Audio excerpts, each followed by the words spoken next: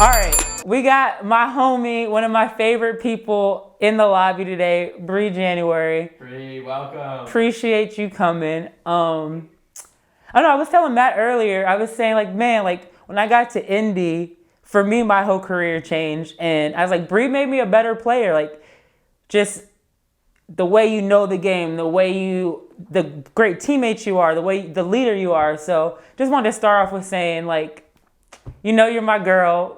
It goes way deeper than basketball, but you definitely, Indy was one of the best things that happened. But now that we got all the sentimental shit out the way. Exactly. I was like, don't do this. I'm going to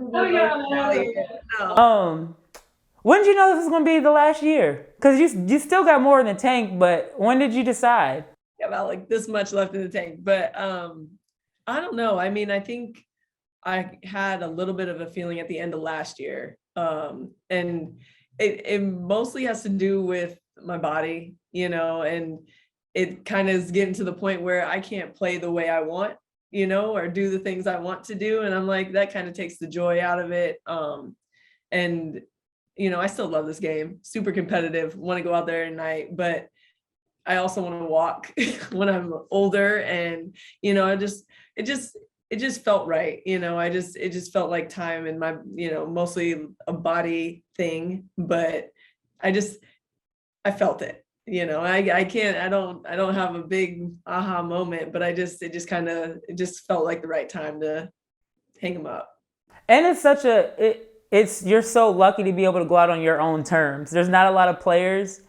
I mean, I didn't necessarily get to go out on my own terms. Like there's a lot of players that have the longevity in the league, but they don't get to say, hey, like this is my last year. So like you're very like lucky in that. Has it hit you yet? Was there a moment you were like a team was honoring you and you're like, fuck, like this is it? Or are you trying to put that out of your mind to just finish the rest of this season? You know, there's been a lot of moments, and the only time during a game when I was getting honored where the emotions hit me was when I was in Indy, and I was standing midcourt and I saw Lynn Dunn tear up, and I was like, oh my God, like this Lynn's tearing up, like holy, like it just kind of hit me, you know, and especially being there. I mean, this game has brought so many amazing people into my life, and I think that's one thing that I've just been reflecting on this whole year, is just like my journey. And every time I think about it, it's the people, you know, just the people. And I mean, we played a lot of basketball, had a lot of fun, won a lot of games, but it's just the people. And I've been so blessed, you know, you're one of them, but I've just have amazing people in my life because of this game. And I think in Indy, because, you know, I was there for 9 years, it just hit me, you know. I was drafted there, you know, I was able to grow. I was able to learn how to be a professional, and I owe a lot of my success of my entire career to Indiana and the people that were there for me. So yeah, that's been the only time, but during games. But it's like the down times, like yesterday, like in the morning before the game, I was just kind of woke up and I was like, this is the last regular season game, you know, and this is it, you know. But it's nice having Sue to go through this with me. So We'll get into that. But to your point about Indy, like even before I joined the team, like you and Catch for me were synonymous to Indy. Like it wasn't like it was Indy. It was like, oh shit, like Catch in January. And then I got there, and it's like okay, like this is why Indy has always been so good. Like this is why.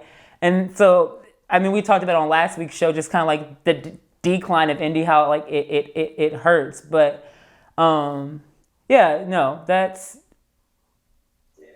but you get to go out on your own terms. And then to your other point, like that's the thing I'm most thankful of, is that the people that this game has brought into my life.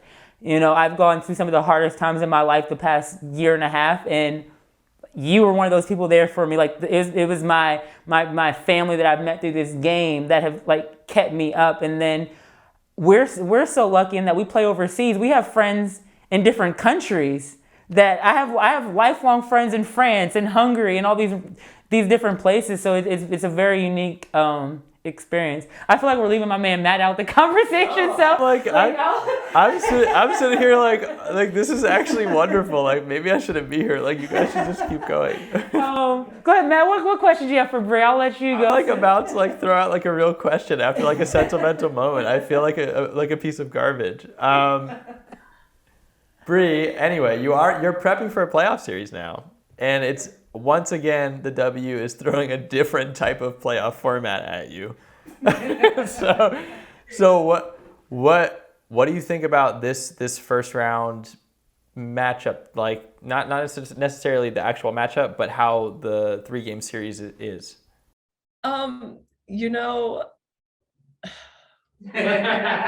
Leave it to us to do some off the wall shit, just leave it to the W. But I mean, I'm just glad we have home court. I mean, for the 2-1 series, the game best of 3, it's different. I'm glad we got rid of the single elimination, whatever, the best of 1 game. I guess this is progress. But yeah, I don't know. I know travel circumstances make it so it is that 2-1 way, but does the third game being on the road feel like? And then before you answer that, because I didn't think about that till he said it earlier. So then do you guys feel more pressure to win both of these games so you don't have to play a third in DC? Oh, of course you want to sweep. Of course you want to just win 2 and be done with it and not have to travel. But this is playoff basketball. The better teams need to be able to win home and away. Like you're eventually going to need to win on somebody else's court, and if you're going to go deep, you got to be able to play great regardless of where it's at. So yeah, it's tough, and we of course are going to try and go out there and win them at home, but you never know. Yeah. No, I'm pulling for you guys for obvious reasons, but one thing that everybody is Briann January in defense. Like everybody knows that you have always been one of the elite defenders in the league. So I'm gonna put you on the spot as the elite defender in this league. Give me this season's first team All WNBA. And it's positionless. You can pick the best 5 players. Oh gosh. Oh man. I can't be partial to it. I mean, okay. I'm gonna start with my teammates. Yeah, one of your teammates has to be on that list. Okay, Gabby Williams has to be on the list. Oh, you're talking all okay, yeah. Hey, Gabby, I'm gonna start there. I mean, she's guarded, all the top guards on every game, on every team we've played this entire season, and she's done a phenomenal job the entire season. With her athleticism, just getting in their grill, she is able to defend 1 through 4, being able to switch, and she rebounds. She finishes defensive possessions, which I think, you got to take into consideration a little bit, because I know they've named defensive players of the year that have just gotten defensive rebounds. And I'm like, okay. Don't start with me. Continue. Way to look at it, but I don't know if I agree, but she does it all. So I'm going to put her on there. I'm also going to put, oh God, I can't, that's too You can do it. Come on, Bri. Come on, Bri. We won't tell the others. Oh man. I want to put Ezzy on there. That's his favorite player in the WNBA. Ezzy's my fave. She's young and her upside is crazy. She alters shots. She's quick. She can get down guard to guard. I love her game. I love her. She's phenomenal, and I'm excited to see what she does in the future. But I just want to put her on the list because I know she works her ass off every night. And then let's go to the rest of the league. Oh geez. Oh man. I don't know. It's been up and down. I'm a tough critic because I'm like, you got to be consistent. And there's sometimes I see people and I'm like, I'd still put Syl on there. I put Syl on there. She shows up every night.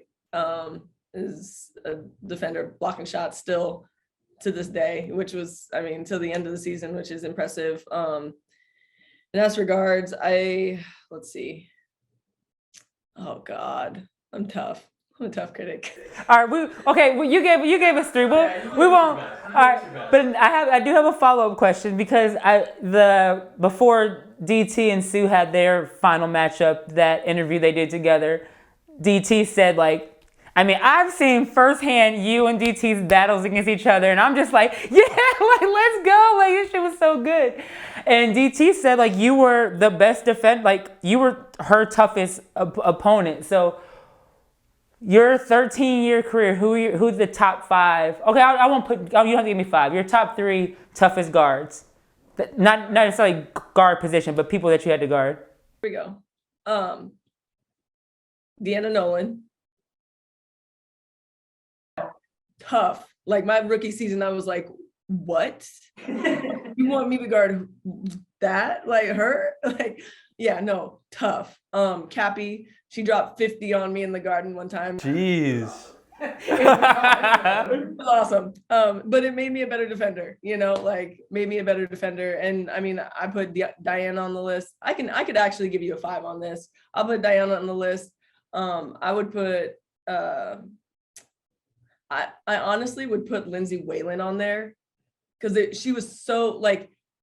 That's an interesting one. It was hard for like. She played with such poise and she orchestrated her team so well. Like it was a combination of like, okay, you got to guard her, but like and disrupt her because and you had to get in her, but she would have like her change of pace wasn't like super fast. Like she wouldn't go fast, but she set things up so well. And like, she would just take advantage of any slip up. And she would read you constantly. Like there was always, she was a tough one for me always, just because she was just really smart. And then, shoot, I had a last one, but I'll just leave it at 4. Yeah. Way makes sense, but I wouldn't have, like, that's not a one that would probably normally come up. That's a good one. It's a good one. Okay, we have to ask also, yesterday's game was unbelievable, right? Like we were texting each other all through that one. Storm Aces. Are you feeling like a rivalry building between those two teams? And also, like, what makes Vegas, we've seen Vegas be awesome, but what makes them so tough? I think there's a little bit of a rivalry. I mean, yeah, this is my first year here, and I think, everybody on this team kind of gets up for that game and is excited, but I think it's just because they have talented, like a super talented roster, and they're one of those teams that can fire from all angles. At any given night, anybody can go off. It can be, Jackie, it could be Chelsea, it could be Asia, it could be Plum, it could be anybody. And then, I mean, you have Bebe coming off the bench, who's super explosive still, shooting the crap out of the ball. Like and I think the one thing that's made them even more dangerous is having Becky as a coach, and she is just telling them to go out there and play their game. It just feels like she unleashed them, and so they're all just kind of doing their thing and nobody's holding back. And I think that makes them really dangerous. So yeah. I'm hoping that's the semis matchup. Yeah. I'm not gonna lie, that's what I'm hoping for. I'm here for it. Like Brie, obviously we know like playoffs come around, you get to that championship series. Like it's not necessarily the X's and no. This like the stars have to be aligned. You got to stay healthy. You got to stay out of foul trouble.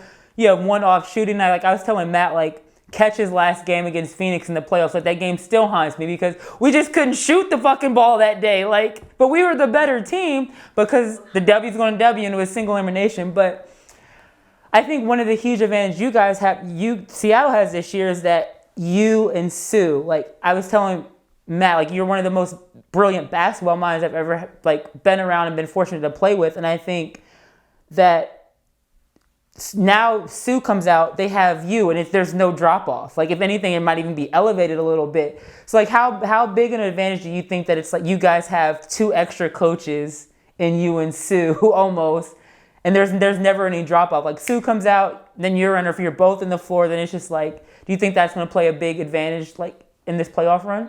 I do think it's one of our advantages and, something we've been building on all season, so just figuring out how to complement each other, how to, I mean, we throw different looks at teams, you know, and different speeds, different paces.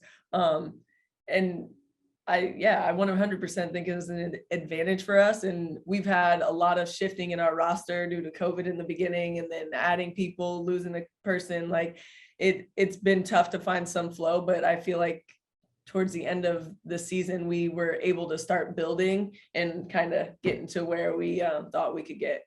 Yeah. All right, a couple more then. I'll let you go. And I know you Freddie's not around, so you have some free time. But all right, so like when we came in the league, like we joke all the time about like our draft day, we had to be in business casual, and it's like we literally look like we were about to go to a board meeting.